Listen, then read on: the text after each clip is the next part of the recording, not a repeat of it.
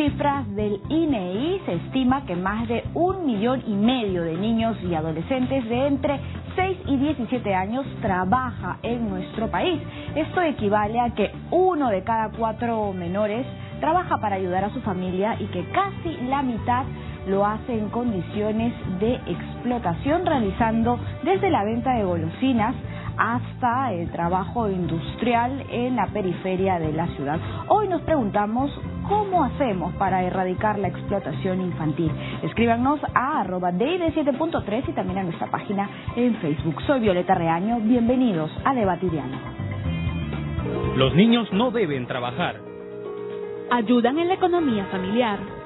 Luchemos para erradicar el trabajo infantil en todas sus formas. El trabajo no debe perjudicar sus estudios. Más de 1,5 millones de niños y adolescentes trabajan en el Perú. No deben realizar labores peligrosas. El trabajo daña su salud física y mental. Las condiciones laborales de los menores no son las ideales. En el campo es normal que un niño trabaje. Deben disfrutar de su infancia. Sin su aporte, sus familias se ven afectadas. Los niños que trabajan merecen condiciones laborales dignas. Hay muchos niños en condiciones de explotación. ¿Cómo erradicar la explotación infantil en el Perú? Bienvenidos a Debate y Diálogo. El día de hoy nos acompañan Daniel Sangama Panduro. Él es comunicador y educador del Instituto de Formación de Adolescentes y Niños Trabajadores del Perú, Infant, y también Maró Guerrero, directora del proyecto Semilla. Bienvenidos a Debate y Diálogo. Hoy, 1 de mayo, Día del Trabajo. Queremos hablar sobre el trabajo, pero el trabajo infantil. También sobre la explotación infantil. ¿Cuáles son las consecuencias del trabajo infantil? Se lo vamos a preguntar a Maró Guerrero. Muy buenas noches. Nosotros como Proyecto Semilla trabajamos en Perú enfrentando justamente esta situación que mencionas de más de 1.650.000 niños trabajando. Estamos preocupados sobre todo por la realidad de los niños que trabajan en zonas rurales, donde precisamente las consecuencias no son muy conocidas. Se considera que al estar trabajando en agricultura están simplemente apoyando a la familia y no conocemos que en esas actividades pueden estar incurriendo en riesgos como por ejemplo el uso de tóxicos al fumigar o el transporte de cargas pesadas en cuanto a riesgos físicos, ¿no? Y también las jornadas extendidas de trabajo hacen que su rendimiento en la escuela o incluso su asistencia escolar esté comprometida. Nuestra preocupación entonces son los riesgos a la salud y los efectos que pueda tener el trabajo sobre la escolarización. Daniel Sangama, cuando hablamos, por ejemplo, como lo ha mencionado Maró Guerrero, del ámbito rural, estamos hablando de trabajo infantil cuando al niño a lo mejor se le inculca que es parte de la ayuda que se le debe prestar a la familia y sobre todo en el campo. ¿Cuál es la problemática en este sentido? Si nosotros vamos al ámbito jurídico, primero existe un Código del Niño y Adolescente y una Convención de los Derechos del Niño. Si leemos la Convención de los Derechos del Niño, es un documento muy hermoso, ¿no? Donde clarifica y especifica los derechos de los niños y las niñas que deben gozar. Pero si aterrizamos ese documento hacia la práctica, la realidad es otra, ¿no? El contexto en las diversas regiones del país hace que los niños y niñas salgan a trabajar. Pero lo que el Instituto de Formación ha venido desarrollando desde hace 15 años es que los niños y niñas trabajen en condiciones dignas, de acuerdo a sus capacidades físicas, emocionales, y que les permitan acceder a las escuelas, ya sean públicas o a las escuelas rurales alternativas también que hay en otros lados del país, ¿no? Y frente a ello el gobierno no ha sabido responder a esta situación, porque lo que hace es perseguir a los niños, meterles a los albergues, y entonces con eso no estamos solucionando nada, ¿no? Porque muchas veces las madres o los padres dejan a sus hijos, trabajan con ellos en los mercados o en las plazas, porque uno o dos cosas, no tienen con quién dejar, o tres, ellos trabajan porque también les permite desarrollarse como personas también, ¿no? Esto me da pie a hacerle una pregunta a Maró Guerrero. ¿Se puede hablar de trabajo digno cuando hablamos de niños? Bueno, creo que hay normas como menciona Daniel, está el código, están también los convenios internacionales de la OIT que establecen a nivel conceptual qué es el trabajo que está permitido y qué es el trabajo que está prohibido, ¿no? Creo que sí se puede hablar de que dentro del trabajo que realizan los niños hay una dimensión que puede ser formativa, que puede aportar a los niños. Y en ese caso podemos hablar de trabajo digno, ¿no? Si se le puede llamar trabajo, ¿no? Yo me inclinaría más a llamar formas de ayuda o actividades que contribuyen a la formación de los niños para distinguirlo de esas otras formas que deben ser denominadas como lo que son, ¿no? Trabajo infantil peligroso o que afecta a los niños, ¿no? ¿Los niños trabajadores constituyen un problema social o no, Daniel Sangama? Yo soy trabajador desde los 8 años de edad. He vivido muchos años en el barrio de Belén, en la Amazonía, y yo empecé a trabajar justamente por querer aprender qué es lo que hacían, qué tanto sacrificio hacía mi padre para que me pueda mandar a la escuela, ¿no? Yo soy el segundo de 8 hermanos, y es ahí en todo ese proceso que yo empiezo a descubrir que las cosas que nos traen nuestros padres tienen que desarrollar diversas actividades para poder conseguir. Y lo otro que pude ver es que, y en la mayoría de los niños a los cuales hoy acompaño, es que la mayoría de sus padres están entre 16 a 18 horas en los mercados, ¿no? Y no hay un momento y un espacio para ellos. Entonces, en una primera instancia nosotros decíamos, ¿no? Hablar de trabajo infantil es hablar de en todas las dimensiones, llevarlo todo a la explotación, porque hay trabajo digno, como decimos, ¿no? O actividades o acciones que les permita desarrollar a los niños y a las niñas, sino también, digamos, y yo creo que deberíamos hablar de la niñez trabajadora, porque si no diríamos el trabajo adultil también, ¿no? Porque los adultos también son explotados, están expuestos a insecticidas, están expuestos a trabajos sumamente peligrosos, y es efectivamente en los convenios 138 de la OIT, los movimientos de niños y los que acompañamos, los educadores que acompañamos a estas organizaciones, no podemos llamar trabajo pues a los niños que están en las minas, ¿no? Esos son delitos que deben ser sancionados y penados. No podemos llamar trabajos a los niños y niñas que son víctimas de las tratas, que son captados en las riberas de las Amazonías o de la sierra, ¿no? Entonces son estos delitos que deben ser sancionados por el Estado y deben ser protegidos a los niños y las niñas. ¿Qué clase de trabajo entonces es adecuado por un niño? Mira, lo que pasa es que cuando hablamos de trabajo, siempre miramos a la calle. Si nosotros contextualizamos un poquito, en la televisión hay niños, actores, ¿no? Artistas que trabajan de acuerdo a sus capacidades, de acuerdo a lo que les gusta también. Y hay niños en las calles que también hacen sus hip hop, sus malabares. Entonces los gobiernos locales y regionales deben plantear espacios y sistemas de protección para estos niños y niñas que trabajan en los semáforos. No deben brindar otra alternativa más que llevarlos y cogerlos y arrinconarlos a otras periferias de la región, ¿no?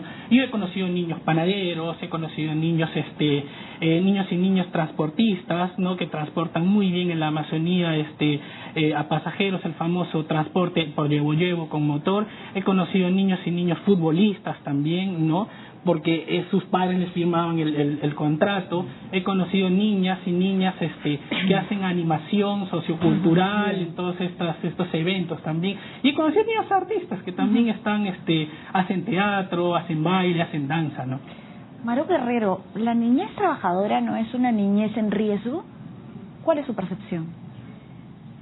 Sí, yo creo que definitivamente el acceso al trabajo abre esa posibilidad del riesgo, y creo que por eso es bien importante el tener un marco general con los convenios internacionales y con las normas nacionales. Tenemos un marco referencial que es importante contextualizar al país. Por eso el Perú tiene, por ejemplo, un listado de trabajos peligrosos que permite determinar no solamente actividades, por ejemplo, algunas de las que está mencionando Daniel caerían dentro de actividades peligrosas, sino que permite un poco indagar sobre algunas condiciones o la naturaleza de algunas actividades que las vuelven peligrosas, ¿no? Creo que en eso el país y el mundo en general tiene que trabajar todavía mucho más para definir cuáles actividades son peligrosas y cuáles no. Porque la misma OIT, por ejemplo, establece en su página web, en sus directrices, que no todo lo que hacen los niños es considerado trabajo. Hay actividades que son ayuda familiar, que aportan a la economía del hogar, el trabajar, por ejemplo, en el negocio familiar, y establece algunas condiciones, por ejemplo, cuando están bajo supervisión de un adulto, cuando las jornadas no son excesivas, cuando no hay ningún riesgo a su salud, ¿no? ¿Y crees que la explotación infantil se podría estar disfrazando de ayuda familiar, por ejemplo, en las microempresas? Definitivamente. Yo creo que al no tener trazada esa línea tan exacta, no tenemos todavía los elementos, digamos, técnicos para trazar esa línea. Sí, se sostiene, por ejemplo, las propias familias, ¿no? Mi hijo no me está solamente ayudando. Niñas que cuidan a sus hermanitos, que es una actividad que todos hemos hecho, pero lo hacen 8 o 10 horas y no van a la escuela. Entonces, una misma actividad que puede ser no peligrosa en determinadas condiciones se puede volver cuando afecta la escolarización de esta niña, ¿no? Entonces, nos falta trabajar mucho.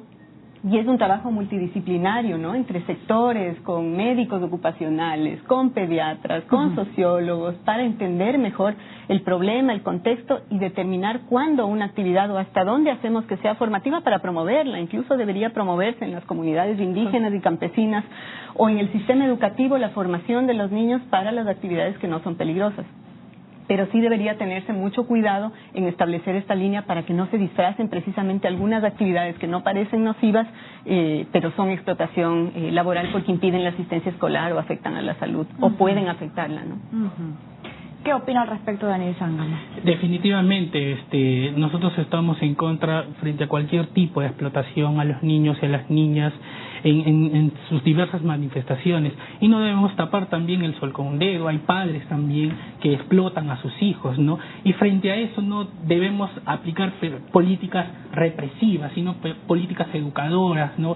Que permita a los padres conocer también que estos niños y estas niñas tienen derecho, ¿no? Entonces, por tú ser mi padre o mi madre, yo no puedo, tú no eres mi propiedad, ¿no? Y no puedo hacer las cosas excesivas que tú me mandes, ¿no? Estos niños también pueden desarrollar actividades con sus padres de acuerdo, como le decía en un principio, a sus capacidades físicas, a sus capacidades mentales, y también aprenden de otros de otros niños y otras niñas a desenvolverse, a escucharse y a respetar también a la competencia, como dicen ellos, ¿no? Daniel Zángama, pero por ejemplo, en nuestra realidad es muy común que el niño y la niña ayude al papá y a la mamá en ciertas actividades. Por ejemplo, pongo un caso muy concreto, en un restaurante.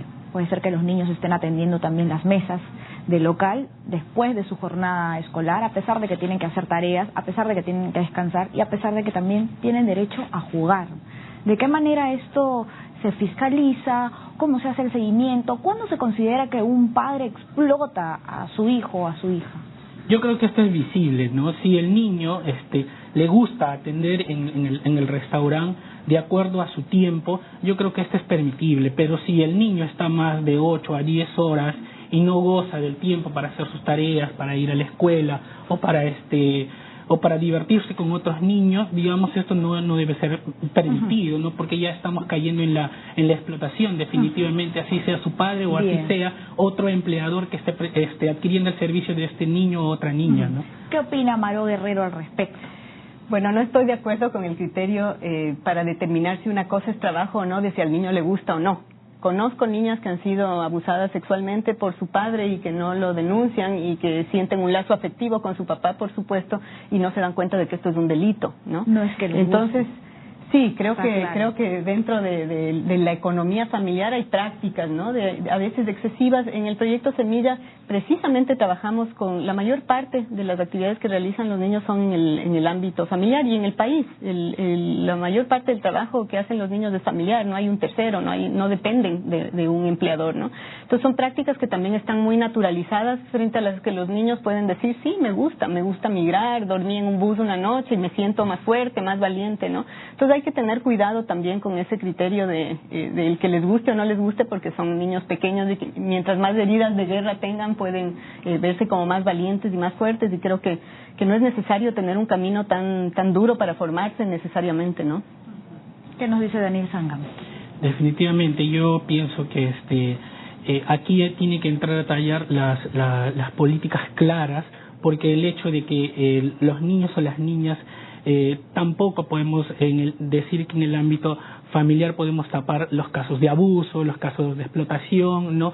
Lo que pasa es que no conocen también estos niños o estas niñas los mecanismos para decir alto a esto, ¿no? Y yo creo que ahí debe cumplir la función de poner un alto y de conocer y de sensibilizar a los padres, tanto la comunidad, los gobiernos locales y los gobiernos regionales, ¿no? Para parar con toda esta situación que aqueja a los niños y niñas, que es la explotación. En algún momento usted, o bueno, su organización ha mencionado que existe una persecución, ¿no? Y una criminalización hacia los trabajadores infantiles.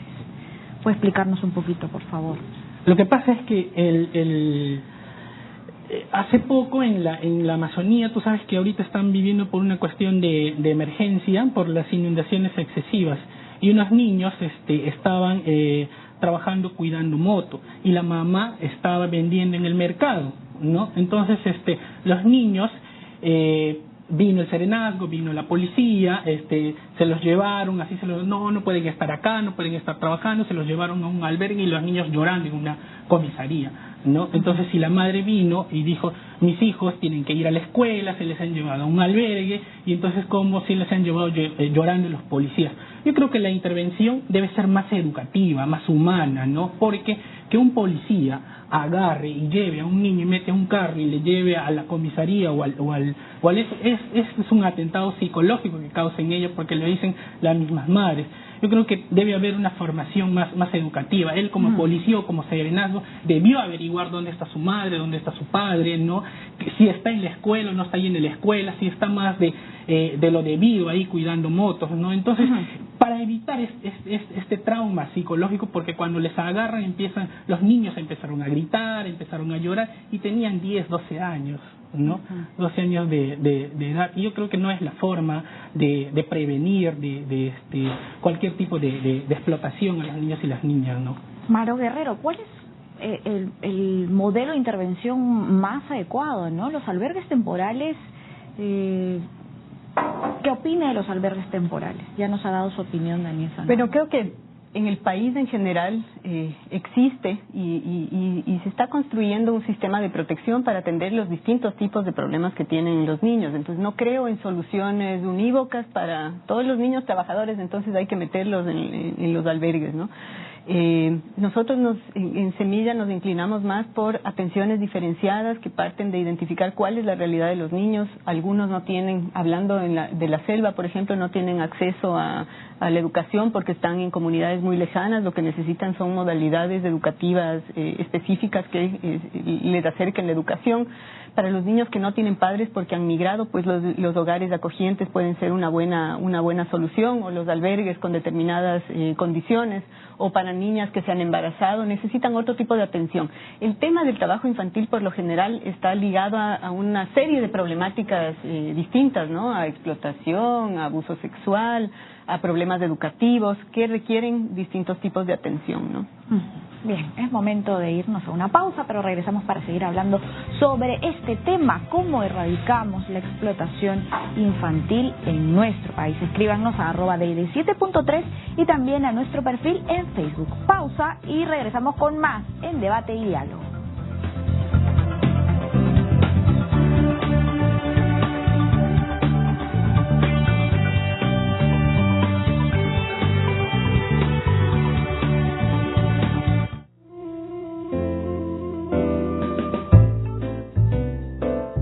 Letra de Fuego, con Raúl Tola.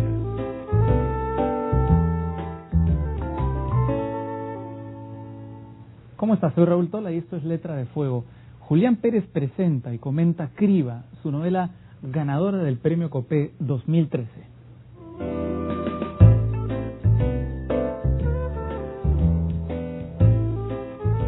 Una novela que pretende mostrar la historia de Huamanga de la década del 80, 90, desde la perspectiva actual, cuando las cosas se van alejando y el olvido va trabajando continuamente en los hechos tan dramáticos que ocurrieron en el Perú en esta época.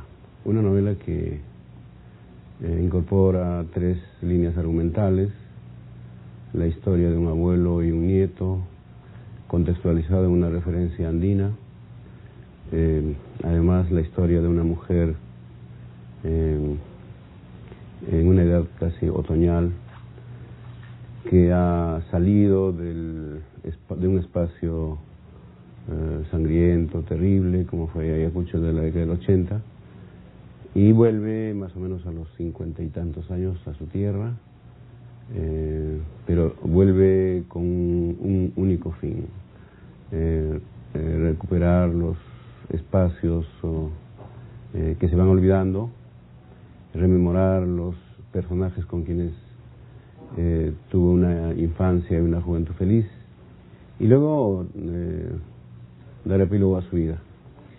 La tercera línea argumental es la historia de unos bebedores huamanguinos que en la época de carnavales vuelven a la tierra de diferentes lugares donde radican, y en una borrachera de una noche encuentran la presencia de un supuesto amigo que de pronto se aparece, pero no se sabe si este señor está vivo o está muerto, o es realmente amigo de ellos, o simplemente es alguien que no se puede definir de dónde viene, ¿no?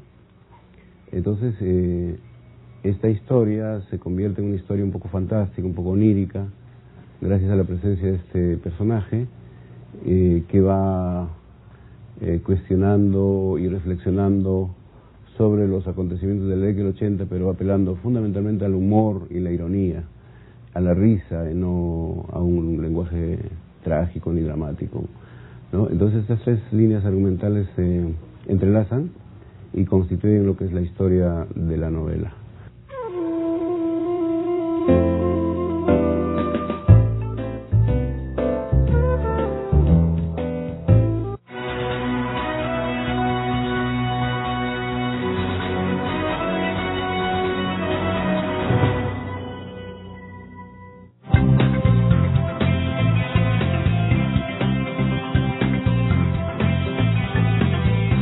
Volvemos con debate y diálogo. El día de hoy nos acompañan dos especialistas para hablarnos del trabajo infantil.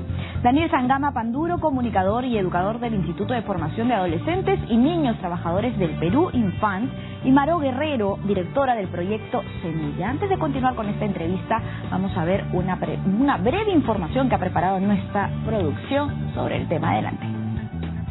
La erradicación del trabajo infantil es una de las prioridades de la Organización de las Naciones Unidas a fin de prevenir la explotación de este sector de la población. Se denomina trabajo infantil a cualquier empleo o actividad que perjudique o dañe a un menor de edad y a la vez interfiera en su proceso escolar. En el mundo, el 80% de niños y niñas trabajan en la economía informal y 3 de cada 4 niños trabajadores abandonan sus estudios según estadísticas de la ONU. Cifras del Instituto Nacional de Estadística e Informática, INEI, del 2011, señalan que más de 1,5 millones de niños y adolescentes trabajan en el Perú. Esto representa más del 20% de menores del país. El INEI también mencionó que casi la mitad de los niños que laboran lo hacen en condiciones de explotación. Actualmente, el Ministerio de Trabajo y Promoción del Empleo permite que los adolescentes de 14 a 17 años trabajen bajo ciertas consideraciones por ser menores de edad, entre ellas que no pueden laborar más de 6 horas al día y perciban un sueldo mínimo. Bien, hemos escuchado en esta información que según el Ministerio de Trabajo, los adolescentes de 14 a 17 años pueden hacerlo bajo algunas consideraciones por ser menores de edad. Sin embargo, tengo algunos datos de las actividades de los niños trabajadores y de cuántas horas trabajan, ¿no? Niños, además, entre 5 y 11 años, por ejemplo, o los de 14 y 17 años, que son los que el Ministerio menciona que pueden trabajar con ciertas consideraciones, y trabajan en promedio, según cifras del INEI, 23.5 horas a la semana. Luego, niños entre 5 y 11 años, 14.1 hora a la semana, y también más de 14 horas adolescentes de 12 a 13 años, ¿no? Se puede hablar, lo hemos dicho antes, de trabajo digno para los niños. ¿Cómo proteger en todo caso a estos niños trabajadores? ¿Existe un registro, información de cuántos niños son los que trabajan? ¿Los municipios hacen a lo mejor alguna estadística de este caso? ¿Llevan un registro de trabajo formal que realizan estos menores? Se lo vamos a consultar a Daniel Sangama.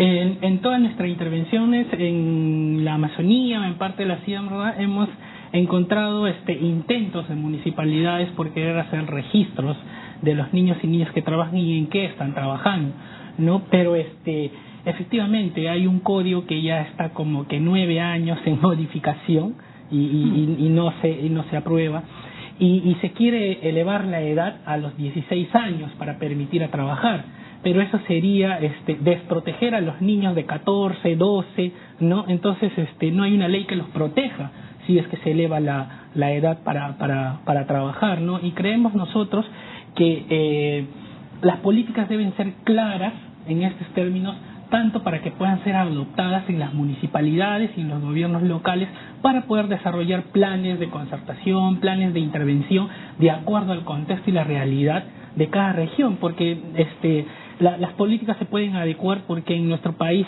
las vivencias, las creencias y la forma de desarrollo creen que están en las capitales de las ciudades o están en Lima, ¿no? Entonces, frente a ello se debe pensar en políticas de producción, en políticas que les permita desarrollarse como personas y desarrollar comunidades sustentables en los lugares de origen, ¿no?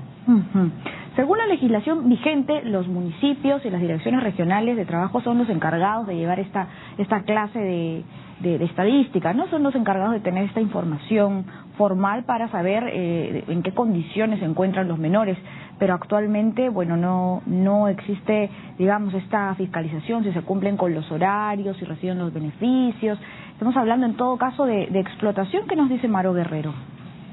Bueno, en cuanto al tema de la información, tenemos como 2 instrumentos importantes, la de NAO, la de encuestas de hogares y la encuesta de trabajo infantil, que nos da una visión general de lo que es el trabajo adolescente en el país, pero sí tenemos un déficit de información a nivel de las regiones y de los municipios, y eso es crítico porque para poder tomar decisiones y hacer intervenciones es necesario cuantificar y conocer en detalle el problema, ¿no? Entonces creo que ahí sí tenemos una debilidad y eso hace que los sistemas de registro, por ejemplo, no tengan una buena base de información.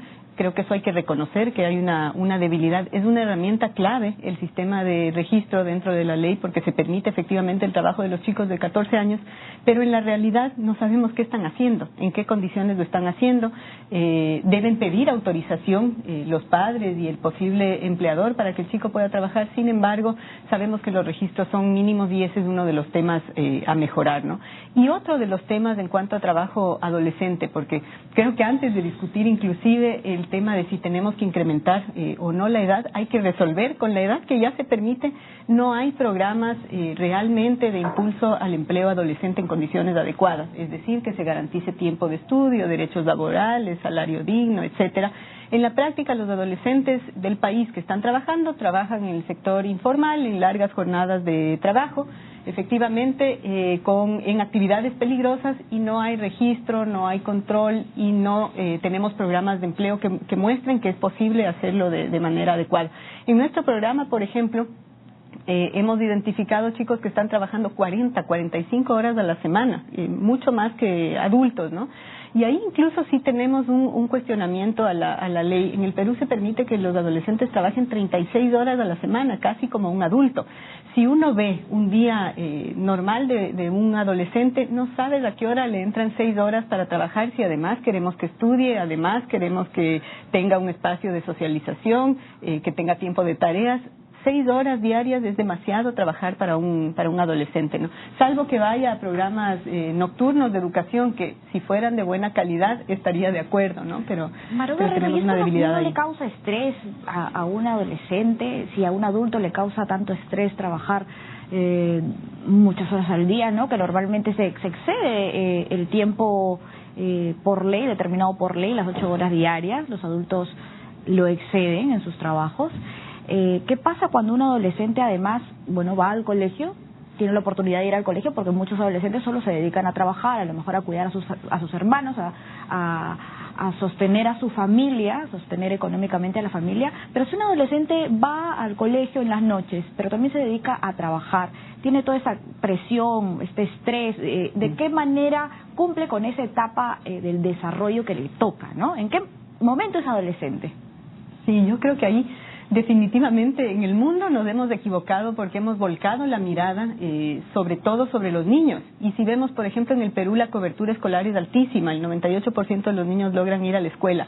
Y son los adolescentes los que tienen más problemas y, sin embargo, a los que les empujamos más a trabajar también, ¿no?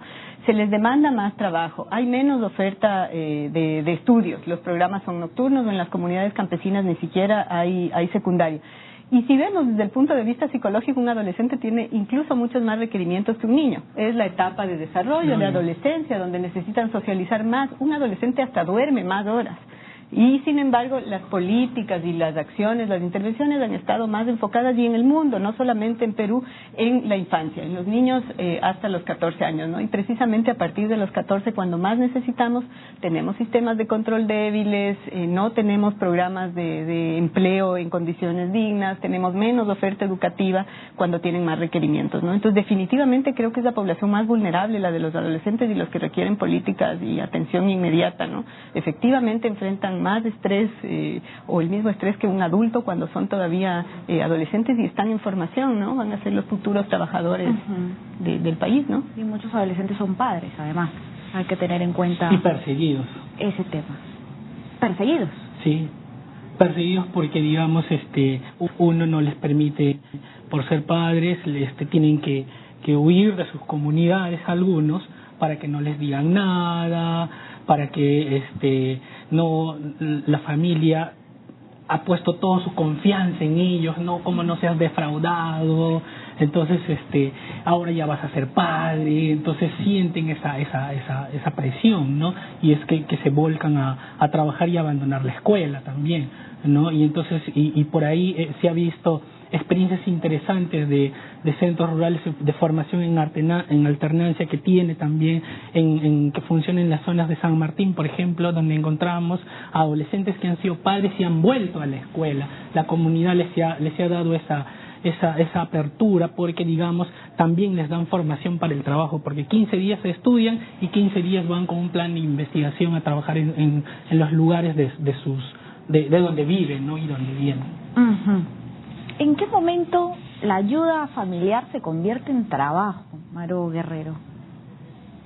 Bueno, ese es un tema que conceptualmente intentamos trabajar mucho en Semilla. No es una respuesta fácil. Para nosotros, a partir de consultas que hemos hecho con varias comunidades indígenas y campesinas en Ecuador, Bolivia y Perú, hemos ido aprendiendo que hay algunos criterios que permiten establecer esa distinción y particularmente dos.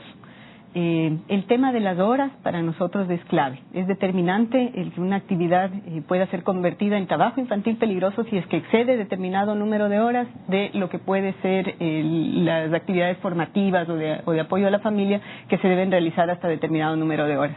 Y ahí, por ejemplo, hemos desarrollado un instrumento que le llamamos el reloj de trabajo infantil, que una mujer campesina nos lo enseñó en Bolivia. Ella reconstruía lo que hacen sus hijos en el día y decía, bueno, ya duerme 8 horas, tiene que ir a la escuela otras 6, 2 horas de comer, de asearse, 2 horas de jugar. Gastó 18 horas del día y le quedan 4 horas para ayudar. Entonces, si el niño realiza actividades por más de esas 4 horas, lo hace 5 o 6, le está robando alguno de los otros espacios. Entonces, para nosotros eso se ha convertido incluso en un instrumento que se puede trabajar con las familias. Las horas es muy clarito. Si es que trabaja 6, 7 horas, o le roba sueño, o le roba la escuela, o le roba el momento de tareas. Y un segundo criterio es el de los riesgos. Cualquier actividad que implique un daño para la salud de los niños, aunque sea 30 segundos que la realice, pues debe ser considerado trabajo infantil porque puede comprometer en 30 segundos o la vida o la seguridad de ese niño o dejar mutilaciones que lo puedan afectar el resto de la vida, ¿no? No es una tarea sencilla porque, por ejemplo, determinar qué es peligroso es bien complejo. Se dice, por ejemplo, en el listado de trabajos peligrosos del país, transporte de cargas pesadas es peligroso y es el que mayor incidencia tiene en la agricultura, el transporte de cargas pesadas. ¿Pero qué es pesado? Es pesado cuántos kilos, dependiendo de cuánto pesa el niño, de si lo hace muy seguido, de qué distancia lo hace. Entonces, lograr medir y determinar o preguntarle a un niño, ¿lo que estás cargando es pesado? Él puede decir sí o no, él puede hacer su cálculo. Entonces, no es una tarea sencilla, pero procuramos con médicos y con consultas con profesionales y con las propias comunidades determinar cuáles pueden ser esas actividades peligrosas. Y creo que eso en el país nos ayudaría muchísimo para evitar esta ambigüedad, ¿no? De qué es trabajo, si es que está atendiendo en el bar de mi familia o en la microempresa, como mencionabas, pero lo está haciendo por demasiadas horas, o es un bar donde se venden bebidas alcohólicas y la niña, aunque salga media horita después de hacer su tarea, está atendiendo adultos que la miran. Entonces sí me parece que es complicado si es que no se establecen estos límites con mucha claridad, y eso implica incluso un esfuerzo de diálogo, un esfuerzo técnico de marcar y de profundizar mucho más en ese listado de trabajos peligrosos. Según las actividades de los niños trabajadores, datos que tenemos también del INEI, ayuda en la chacra o pastoreo de animales tiene el 62%. Luego, ayuda en el negocio de la casa de un familiar, presta servicios lavando carros, lustrando calzado, elabora productos, vende productos, realiza labores domésticas en otros hogares, ayuda a elaborar productos para la venta.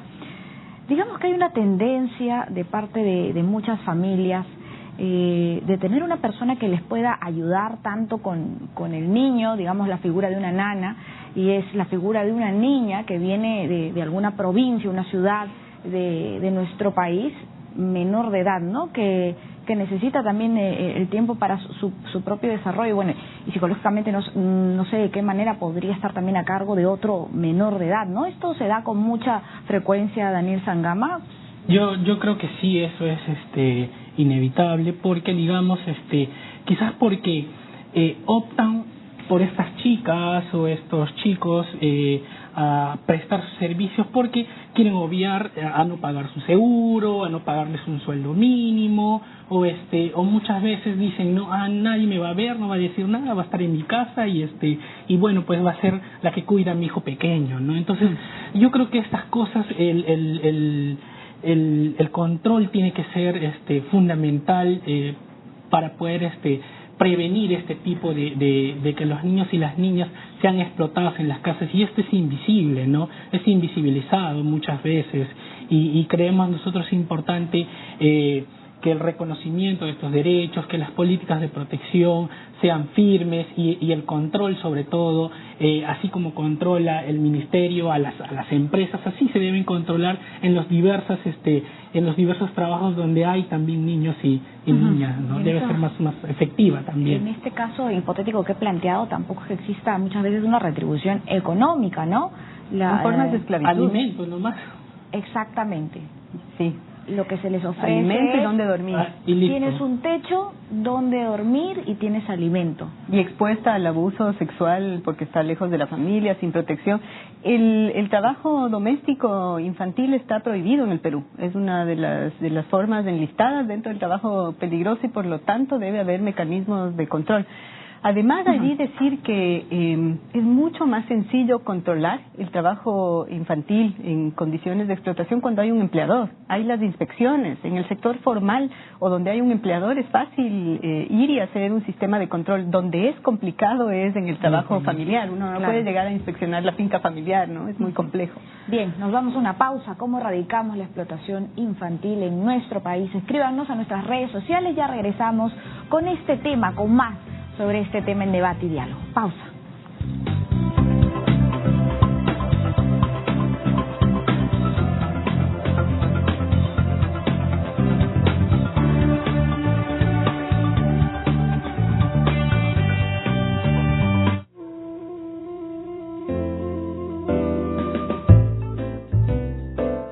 Letra de Fuego, con Raúl Tola.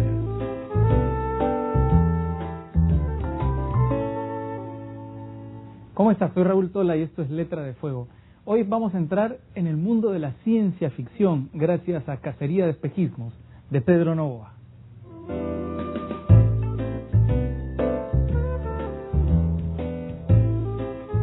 Mi nombre es Pedro Novoa y en esta oportunidad vengo a ofrecerles el libro Cacería de Espejismos. Es un libro editado por el Fondo Editorial de la Universidad César Vallejo, que recoge 16 cuentos que a lo largo desde 2003 hasta la fecha fueron publicados debido a que obtuvieron algunos premios, algunas menciones en Melilla, Bilbao, Madrid, Barcelona, Buenos Aires y en otros lugares que de pronto estaban prácticamente en el exilio. gracias al apoyo del editor Pablo Cotrina, decidieron reunirlos acá en el Perú en este libro. Cacería y espejismos lleva por título una suerte de metáfora de todas las historias. Los personajes tratan de buscar una realidad que de pronto se difumina y que se vuelve un mero espejismo. También habla o aborda temáticas variadas, como por ejemplo hay una crítica en el primer cuento acerca de una sociedad que te hace vivir de cabeza. Por eso que el cuento, el primero que abre la colección, se llama Al revés el cuento, donde los sucesos se desarrollan de una manera bastante inverosímil, ¿no? La puerta te toca a ti, el televisor te enciende, todo va de cabeza. Entonces hay una suerte de distorsión a propósito, donde un suceso cotidiano como un amanecer y una rutina, digamos, mañanera, se transforma en un objeto, un artefacto de crítica a una época contemporánea como la que estamos viviendo. El otro cuento que también quisiera recomendarles se llama Inserte 4 monedas de a sol, por favor. Este es un cuento que ha sido traducido al italiano por Gianluca Turconi y también ha recibido una buena cantidad de menciones debido a que aborda la temática de la juventud, ¿no? Es un joven que no le gusta ir al colegio y de pronto decide comprar un CD que tiene unas propiedades curiosas, que lo escucha y mientras que va durmiendo adquiere un poder, ¿no? El poder de la omnipotencia. Entonces, ¿qué es lo que sucede? Al día siguiente de pronto comienza a ejercer ese poder con diferentes personas. A un policía le dice que detenga el tránsito, lo hace. A una chica le dice, ¿sabes qué? Fíjate en mí, ahora enamórate, y así. Y no les cuento más para que ustedes de alguna forma puedan sacar sus propias conclusiones de este cuento, ¿no? Bueno, yo los invito cordialmente a ustedes que vayan a la librería Virrey o a otra librería y busquen Cacería y espejismos, que van a tener pues momentos agradables con estas ficciones.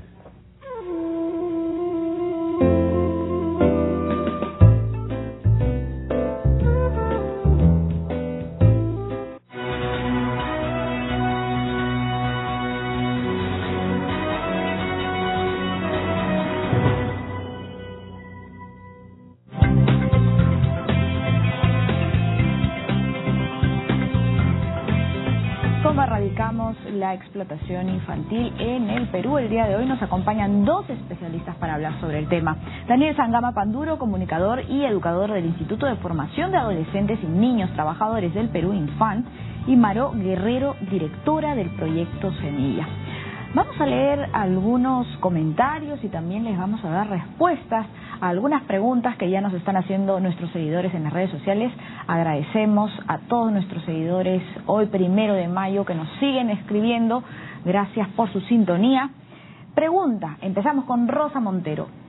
¿Qué pasa con los niños que son alquilados para ventas ambulatorias? Maró Guerrero, comentábamos en la pausa sobre este tema, ¿no? En algunos centros comerciales vemos algunas mujeres con varios niños, algunos de los niños dormidos por lo general, varias horas dormidos, y ellas están pidiendo limosna, y también hay sendos reportajes sobre el alquiler de pequeños, ¿no? Para esto es trata de personas, para estas actividades. ¿Qué hacemos con este tema? Nos pregunta Rosa Montero, ¿no? Sí, efectivamente ya no hablamos de ahí ni siquiera de trabajo infantil, hablamos ya de un delito de trata y que está totalmente prohibido y penalizado, ¿no? Por lo general, a través de atrás de estos padres hay grandes redes de tráfico de niños y que los usan precisamente para trabajar. Y cuando vemos en la calle niños sospechosamente dormidos 5 o 6 horas para que nos conmovamos viendo a la madre con este niño enfermo o cansado, deberíamos dudar, ¿no?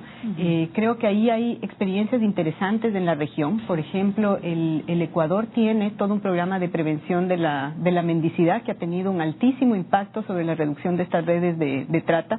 Uno en el Ecuador no ve niños trabajando ya en la calle porque el Ministerio de Bienestar Social desarrolló toda una campaña para prevenir, por lo general eran niños de comunidades indígenas, campesinas, desarrolló toda una estrategia para retenerlos en las comunidades y una campaña masiva para que los ciudadanos sepamos que cuando estamos dando esa moneda en los semáforos no estamos ayudando a los niños como creemos, sino que estamos alimentando a estas grandes redes de trata que trafican con niños y que no solo trafican pagándoles a los padres, sino que a veces traficando a los niños hacia otros países para vincularlos a redes ya de explotación sexual y situaciones delictivas o de tráfico de drogas, ¿no? Entonces es un comienzo bien complejo el de la moneda en la ventana, en el semáforo, ¿no? Para tener en cuenta. Luego vemos niños burriers, niñas prostituidas, vaya riesgo. Pero llama la atención que, por ejemplo, cada vez que paso por un centro comercial muy importante, el más importante de Miraflores, pues hay muchísimos niños menores de 5 años pidiendo dinero, con una madre que está sentada mandando a todos sus niños, entonces sabemos si serán ni sus hijos o no, alquilados, a pedir limosna, ¿no? Pero y están ahí día tras día, día tras día. Y hay estudios que han recogido cifras de cuánto genera un niño que trabaja, son por lo menos $1,000 al mes. Es una actividad muy rentable, por supuesto, ¿quién no va a estar atrás de esas redes de esos padres, ¿no? Obviamente, sí. Por supuesto, no va para los niños, pero es una actividad muy rentable, ¿no? Es un negocio muy, muy rentable, por eso existe como un delito, ¿no? Comentarios. Y Jorcito89 nos escribe: las mafias de trata aprovechan vacíos legales en cuanto al trabajo infantil. Así es. Luego, Gloria: los niños son inocentes. ¿Ha visto a las niñas prostituyéndose, embarazadas, inhalando terocal? Es una realidad terrible. Nos muestra, ¿no?, esta cara de la moneda del trabajo infantil, de la trata de personas. Pavel Costa, 2014: ¿cómo podemos erradicar la explotación con sanciones efectivas y no suspendidas al que explota a los menores? Luego, Holmarra: los niños en edad escolar no deben trabajar, solo estudiar, esa es su meta.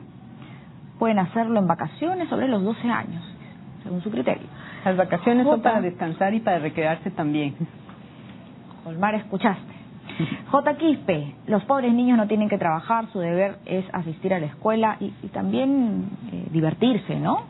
¿Qué hay de un tiempo de recreación? ¿Qué pasa con el juego? ¿Por qué es importante el juego, Daniel Sangama?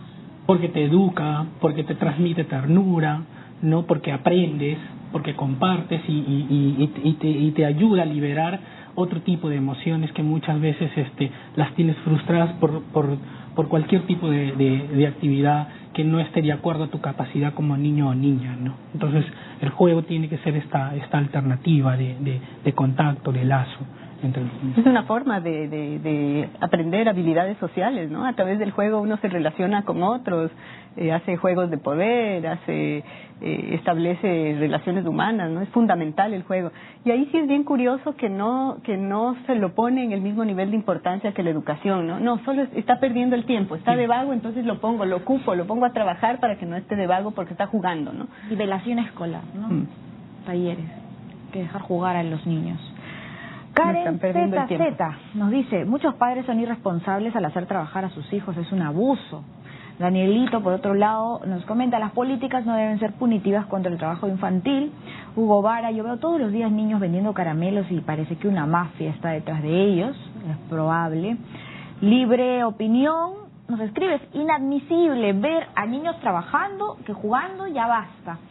Chinito 007: hay tantísimos planes para erradicar la explotación, pero hasta ahora nada.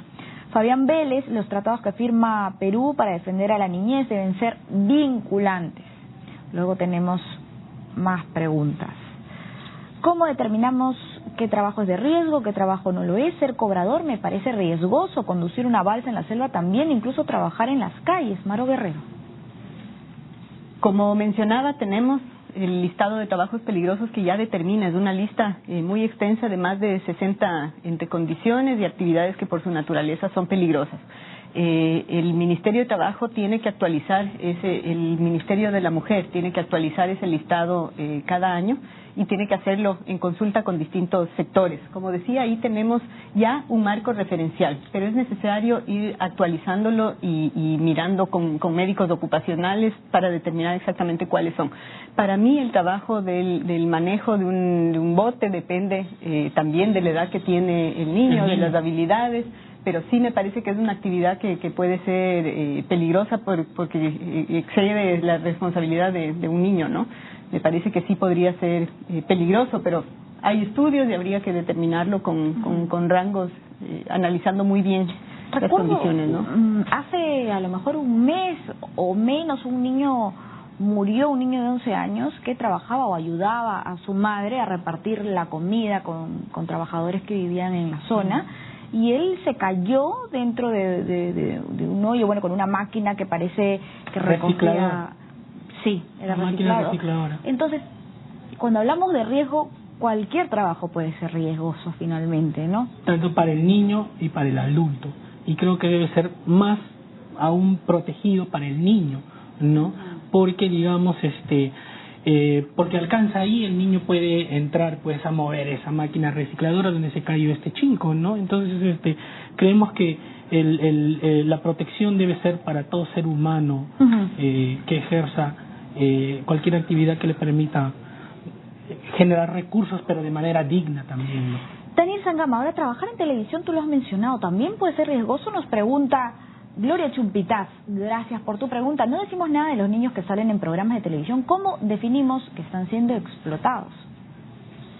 Yo creo que están más sobre la esfera pública y no creo que los niños que trabajan en televisión pues no vayan a la escuela, no se divierten al momento de las grabaciones. Se supone que lo hacen porque salen, ¿no?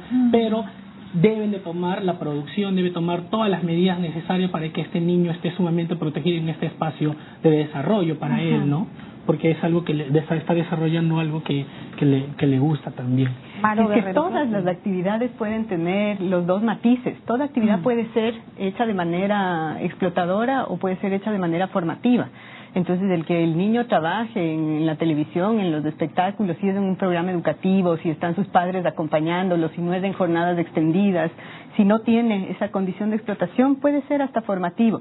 Pero si es un niño que tiene sus padres managers que lo sacan del colegio porque está ganando demasiado y está en programas vinculándose con adultos, en programas que no son formativos para él, pues puede convertirse en explotación. Entonces, creo que es bien relativo y que cada rama de actividad merece un análisis aparte, ¿no? A veces nos vamos al extremo de que todo es peligroso y no necesariamente es así. Hay actividades que pueden ser en la agricultura, por ejemplo, sí formativas, si es que está el padre con ánimo de enseñar al niño, si es en periodos cortos, no en condiciones climáticas extremas, no utilizando herramientas cortantes, ¿por qué no podemos hablar de actividades formativas ahí, no? Entonces creo que hay que analizar mucho las condiciones.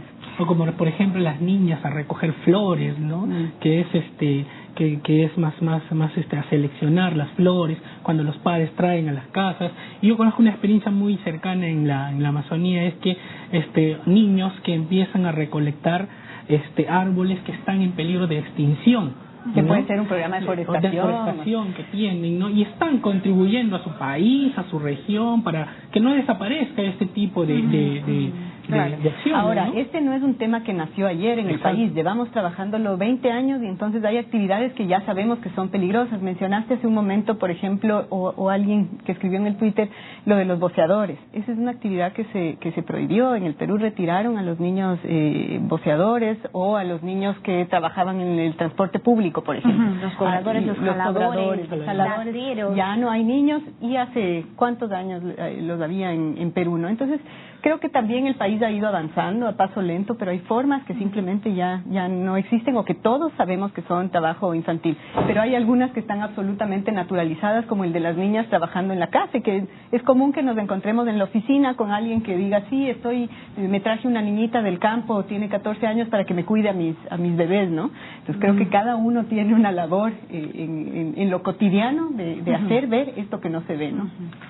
Sobre la televisión, ustedes hablan de la televisión, pero yo que trabajo en la televisión me parece que es un trabajo bastante estresante, ¿no? Y que ejerce, a lo mejor puede sentir un niño demasiada presión en ciertas circunstancias. Seguro que entonces sí. Hay que saber también determinar un poco este aspecto, ¿no?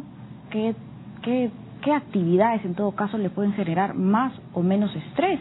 Si hay un padre que está obsesionado con que su hijo sea el mejor futbolista, por ejemplo, ¿no? del Perú, esa actividad deportiva, esa actividad recreativa se puede convertir en una tortura también. Y ahí estás tocando un punto bien importante, y es que generalmente se ven los riesgos a la salud o una actividad peligrosa solo de la salud física, y la salud es un tema bastante más amplio. Hay la salud psicológica, mental de los niños, y temas como este, la salud emocional, y temas como este que afectan esa dimensión de la salud no siempre son vistos, ¿no? Sí, de pronto no hay nada cortante, no hay maquinarias pesadas que le puedan caer encima al niño en un set de televisión, pero sí es un niño que está bajo presión, el maquillaje, los horarios extremos, el estar, si yo estoy aquí nerviosa frente a una pantalla, ¿no? Sí, creo que para un niño puede afectarlo psicológicamente, y esa es una dimensión que hay que empezar a ver. Es bien difícil medir, ¿no? ¿Cómo determino que a este niño se le afectó psicológicamente? Es complejo, ¿no? Es complejo. Nos dice André Robles, nos ha escrito al Facebook, muchas gracias por este comentario. Si hay cárcel debe haber cárcel para las personas que prostituyen a sus hijas para sacar dinero, chantajeando a las personas diciendo que han sido violadas. ¿Esto es explotación infantil o no? Bueno, claro, ¿verdad? Hay casos terribles en nuestro país. Vania Flores nos pregunta, ¿ha tenido resultados la lucha contra la trata de niños en el país? Daniel Sangama. Yo conozco instituciones amigas que han empezado como que a construir verdurías contra la trata de personas, ¿no? A luchar en los puestos de controles, en los terminales de buses, en los terminales de las rutas por donde van las niñas, y ellos nos dicen, ¿no?, que la mafia es más grande que la prevención, ¿no? La mafia es mucho más poderosa que el tema de la prevención de una institución o de ONG si no tiene el respaldo, si no tiene el compromiso de las políticas, ¿no? Pero la lucha está siempre constante para eliminar este flagelo. Nos pregunta Carlos Venegas, ¿qué avances hay al respecto sobre esta lucha, ¿no?, contra la explotación infantil? Bueno, yo creo que los esfuerzos son grandes. Históricamente venimos de varios programas, y desde el propio Estado, el Ministerio de la Mujer tiene, por ejemplo, su programa Yacha, y hay muchos esfuerzos y que han dado resultados. El tema es que el problema es muy serio, y entonces en números de esos resultados no son tan visibles, ¿no? Son 1.650.000 niños, ¿no? Entonces, en números realmente es curioso, porque el Perú tiene un crecimiento económico hacia arriba, ascendente, y sin embargo el descenso del trabajo infantil es muy bajito, ¿no? Si uno compara, por ejemplo, las encuestas de las de NAO desde el 2007 hasta el 2012, anualmente el descenso es apenas de 3-4 puntos, ¿no? Es muy bajito, con tendencia a así bajar, pero todavía hay mucho trabajo por hacer, ¿no? Los resultados son de a pocos, pero con esfuerzos por atrás económicos y de proyectos. Acá en el Perú hay mucho, y proyectos muy interesantes, organizaciones muy comprometidas, tenemos una estrategia nacional ahora, pero necesitamos mucho más, ¿no? Y educación también, ¿no? El Ministerio de Educación, yo diría, conozco la situación de Bolivia y de Ecuador, diría que el Ministerio de Perú es el más comprometido con el tema de trabajo infantil. Eso es bien interesante porque es un sector clave para atender el problema. Por lo general, el rol del Ministerio de Trabajo es el de controlar, prevenir y prohibir y sancionar el tema de trabajo infantil, la trata, pero necesita haber un sistema de protección luego que reciba a los niños que son retirados, ¿no? Si no resolvemos el problema de la educación es imposible. Y el Ministerio de Educación está comprometido, tiene ahora, desde hace 2 años, 2 proyectos que empujan alternativas para niños trabajadores. Buenas noticias. También hay. Muchísimas gracias a Daniel Sangama Panduro, comunicador y educador del Instituto de Formación de Adolescentes y Niños Trabajadores del Perú, Infant, y a Maro Guerrero, directora del proyecto Semilla, por sus comentarios acertados sobre este tema tan importante, ¿no? Un flagelo no solamente para nuestro país, sino para muchísimos países en el mundo entero. Démosle tiempo a los niños para ser niños. Y recuerde que el debate también es diálogo. Hasta el día lunes.